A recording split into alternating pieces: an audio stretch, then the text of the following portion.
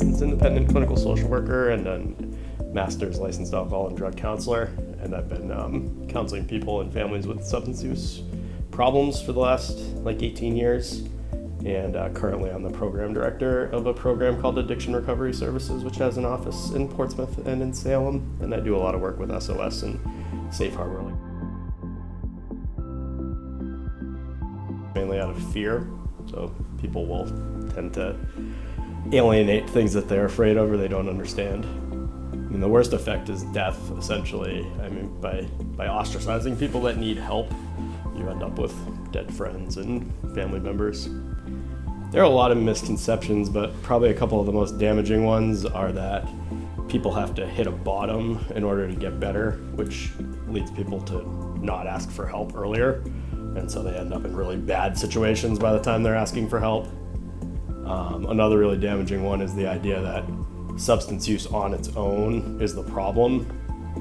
They define a substance use disorder based on the problems that it causes in your life, not just on whether or not you take the substance. Another important misconception is that most people do recover longitudinally over the course of their lifetime. We hear about, just like with car crashes, the sad stories and the fatal stories, but that's not the common outcome. Usually people do get better over time. The most important thing is that people who use substances or even have a disorder are human beings.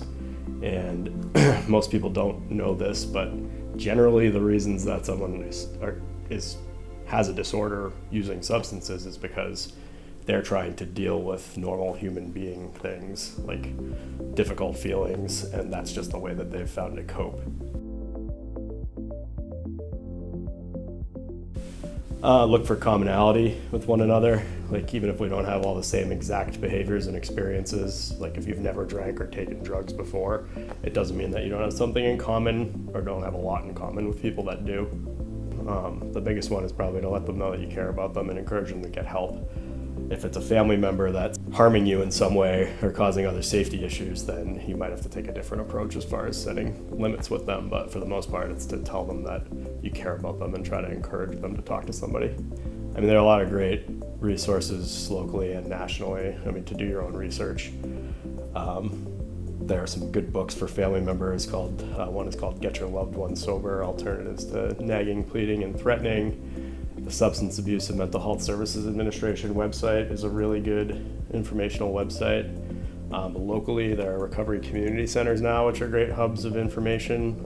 There's a Safe Harbor Recovery Center in Portsmouth, and then SOS in Dover and Rochester. Also, Addiction Recovery Services in Portsmouth and Salem, New Hampshire is an intensive outpatient program, but we also are able to connect people to different kinds of help.